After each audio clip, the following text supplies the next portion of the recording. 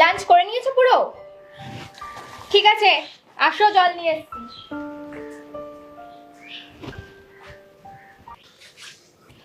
এ নাও জল। শুকে বলো দেখি কি বানিয়েছি আজকে। বিরিয়ানি। দাঁড়াও আনছি।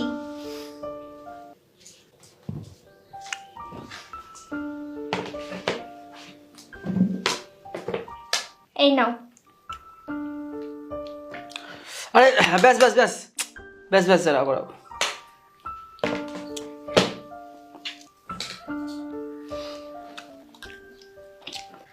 কাল কিস্তিটা আছে 6,000 টাকারটা।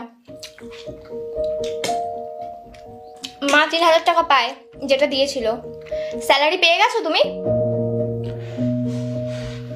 স্যালারি তো এখনো পাইনি। কেন?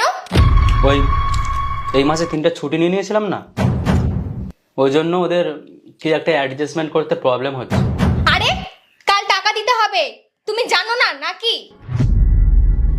আরে কাউকেই তো দেয়নি এখনো। আরে কাল দেবো কি, কাল তো কিস্তি আছে।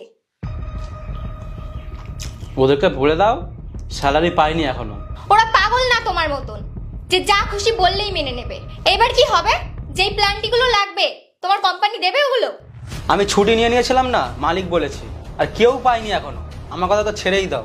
তো কেটে নিয়ে নিতে। আরে দেয়নি বাবা। তুমি বলোইনি। তো কি বলবো? আমি অ্যাপ্লিকেশন দিয়ে দেবো এর জন্য। আমি তো এটাই বুঝতে পারছি না তুমি ছুটিটা কেন নিয়েছিলে। মাথা ব্যথা ছিল। আর বাকি দুটো? ঘুম থেকে উঠতে পারিনি, বুঝেছো?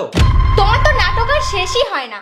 ঠিকঠাক 2 মাস স্যালারি আসে আর তোমার আবার নাটক শুরু হয়ে যায়। শুনতে তোমার হয় না, বুঝেছো? শুনতে আমার হয়। তুমি তো অফিসে চলে যাও। আমার একটা শান্তিতে খেতে দেবে নাকি? নাও নাও, সব তুমি খাও। নাও নাও।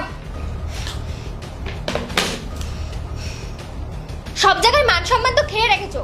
কাল থেকে ফোন আসা শুরু হয়ে যাবে। ফোনটা নিয়ে যেও তোমার সাথে। ফোন করে যখন কথা শোনাবে তখনই বুঝতে পারবে। আরে এরকম তো মাঝে মাঝে হয়েই যায়। মানুষের কথারও তো একটা দাম থাকা উচিত নাকি? প্রথমে কথা দিয়ে দিলাম, তারপরে মানুষের কাছ থেকে টাইম চেয়ে নিলাম। এইসব আমার পছন্দ না, আমার সম্মানে লাগে।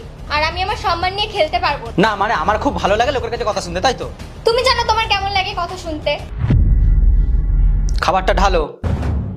খিদে নেই আমার, খিদে পেলে খেয়ে নেবো আমি। খিদে যখন পাইনি বেড়ে এনেছিলে কেন? তোমারটা নিয়ে নিচ্ছি না, তুমি খাও চুপচাপ।